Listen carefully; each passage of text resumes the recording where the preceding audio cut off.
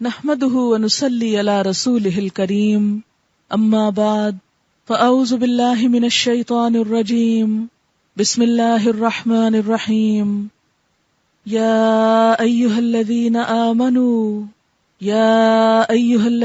آمنوا قوا انفسكم واهليكم نارا وقودها الناس والحجارة عليها ملائكة غلاظ شداد لا يعصون الله ما أمرهم ويفعلون ما يؤمرون يا أيها الذين كفروا لا تعتذروا اليوم إنما تجزون ما كنتم تعملون يا أيها الذين آمنوا توبوا إلى الله توبة نصوحا عسى ربكم أن يكفر عنكم سيئاتكم ويدخلكم جنات تجري من تحتها الأنهار يوم لا يخزي الله النبي والذين آمنوا معه نورهم يسعى بين أيديهم وبأيمانهم يقولون ربنا أتمم لنا نورنا واغفر لنا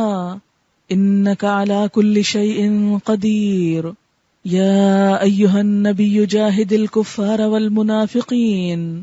والمنافقين واغلظ عليهم ومأواهم جهنم وبئس المصير ضرب الله مثلا للذين كفروا امرأة نوح وامرأة لوط كانتا تحت عبدين من عبادنا صالحين فخانتاهما فلم يغنيا عنهما من الله شيئا وقيل ادخلا النار مع الداخلين وضرب الله مثلا للذين آمنوا امرأة فرعون إذ قالت رب ابن لي عندك بيتا في الجنة ونجني من فرعون وعمله ونجني من القوم الظالمين ومريم ابنة عمران التي أحسنت فرجها فنفخنا فيه من روحنا وصدقت بكلمات ربها وكتبه وكانت من القانتين صدق اللہ العظیم۔ شروع کرتی ہوں اللہ کے نام سے جو بے انتہا مہربان نہایت رحم فرمانے والا ہے۔ اے لوگو جو ایمان لائے ہو، بچاؤ اپنے آپ کو اور اپنے اہل و عیال کو اس آگ سے جس کا ایندھن انسان اور پتھر ہوں گے، جس پر نہایت تند خو اور سخت گیر فرشتے مقرر ہوں گے، جو کبھی اللہ کے حکم کی نافرمانی نہیں کرتے اور جو حکم بھی انہیں دیا جاتا ہے اسے بجا لاتے ہیں۔ اس وقت کہا جائے گا کہ اے کافرو، آج معذرتیں پیش نہ کرو، تمہیں تو ویسا ہی بدلہ دیا جا رہا ہے جیسے تم عمل کر رہے تھے۔ اے لوگو جو ایمان لائے ہو، اللہ سے توبہ کرو، خالص توبہ۔ بعید نہیں کہ اللہ تمہاری برائیاں دور کر دے اور تمہیں ایسی جنتوں میں داخل فرما دے جن کے نیچے نہریں بہ رہی ہوں گی۔ یہ وہ دن ہوگا جب اللہ اپنے نبی صلی اللہ علیہ وسلم کو اور ان لوگوں کو جو اس کے ساتھ ایمان لائے ہیں رسوا نہ کرے گا۔ ان کا نور ان کے آگے آگے اور ان کے دائیں جانب دوڑ رہا ہوگا، اور وہ کہہ رہے ہوں گے کہ اے ہمارے رب، ہمارا نور ہمارے لیے مکمل کر دے اور ہم سے درگزر فرما، تو ہر چیز پر قدرت رکھتا ہے۔ اے نبی صلی اللہ علیہ وسلم، کفار اور منافقین سے جہاد کیجیے اور ان کے ساتھ سختی سے پیش آئیے، ان کا ٹھکانہ جہنم ہے اور وہ بہت برا ٹھکانہ ہے۔ اللہ کافروں کے معاملے میں نوح علیہ السلام اور لوط علیہ السلام کی بیویوں کو بطور مثال پیش کرتا ہے۔ وہ ہمارے 2 صالح بندوں کی زوجیت میں تھیں، مگر انہوں نے اپنے ان شوہروں سے خیانت کی اور وہ اللہ کے مقابلے میں ان کے کچھ بھی کام نہ آ سکے۔ دونوں سے کہہ دیا گیا کہ جاؤ، آگ میں جانے والوں کے ساتھ تم بھی چلی جاؤ۔ اور اہل ایمان کے معاملے میں اللہ فرعون کی بیوی کی مثال پیش کرتا ہے، جبکہ اس نے دعا کی، اے میرے رب، میرے لیے اپنے ہاں جنت میں ایک گھر بنا دے اور مجھے فرعون اور اس کے عمل سے بچا لے اور ظالم قوم سے مجھ کو نجات دے۔ اور عمران کی بیٹی مریم علیہ السلام کی مثال دیتا ہے، جس نے اپنی شرمگاہ کی حفاظت کی تھی، پھر ہم نے اس کے اندر اپنی طرف سے روح پھونک دی اور اس نے اپنے رب کے ارشادات اور اس کی کتابوں کی تصدیق کی اور وہ اطاعت گزار لوگوں میں سے تھی۔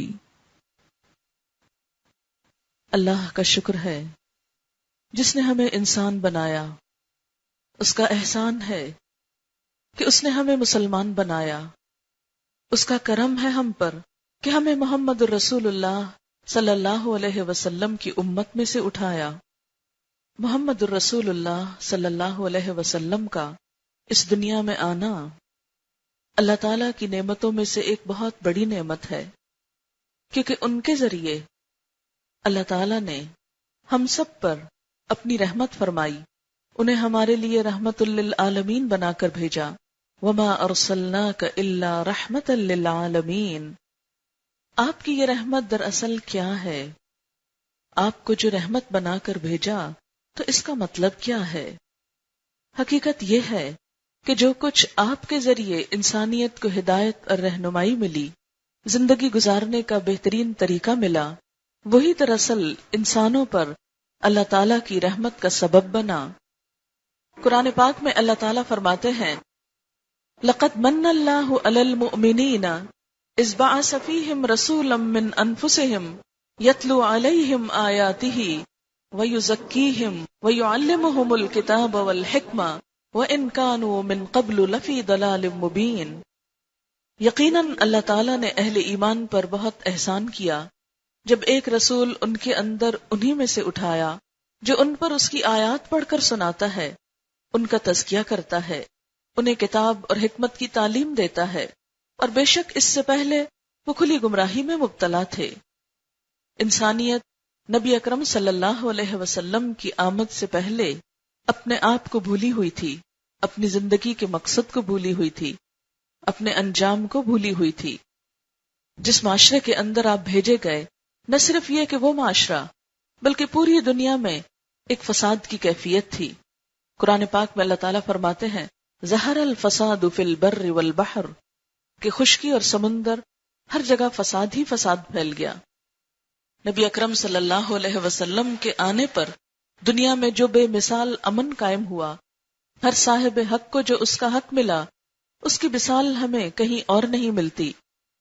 آپ کی آمد سے پہلے جو لوگ باہم لڑا کرتے تھے، نبی صلی اللہ علیہ وسلم کی تعلیم کی وجہ سے ان کے اندر جو امن و امان ہوا، ان کے بارے میں حال ہی نے نقشہ خوب کھینچا ہے، قبائل کو شیر و شکر کر دکھایا کہ نبی صلی اللہ علیہ وسلم نے ان باہم لڑنے جھگڑنے والے لوگوں کے دلوں میں محبت پیدا کر دی۔ حقیقت یہ ہے کہ ہمارے اس دین کا پیغام دراصل محبت کا پیغام ہے۔ آپ کی ذات رحمت بن کر آئی، لیکن آج ہم دیکھتے ہیں کہ ہم دین کے نام پر جھگڑتے ہیں۔ آج ہمارے معاشرے میں مسلمان ہوتے ہوئے امن نہیں، ایک دوسرے کے خون کے پیاسے ہیں، ایک دوسرے کی ذات سے، خواہ وہ گھر کا لیول ہو، ایک گھرانے کے اندر ہو یا ایک معاشرے کے اندر ہو، سکون اور خوشی نہیں پائی جاتی۔ اس کی بنیادی وجہ کیا ہے؟ اس کی بنیادی وجہ یہ ہے کہ انسانوں کے اندر خود غرضی پھیل گئی ہے۔ انسان صرف اپنی ذات کا بھلا چاہتا ہے، انسان دوسروں کے لیے بھلا نہیں سوچتا، دوسروں کے بارے میں اپنے دل میں کوئی دکھ اور درد محسوس نہیں کرتا۔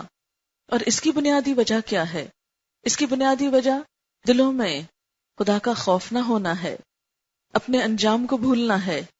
انسان اس بات کو بھولتا جا رہا ہے کہ اسے اس دنیا کے بعد کسی دوسری دنیا میں بھی جانا ہے۔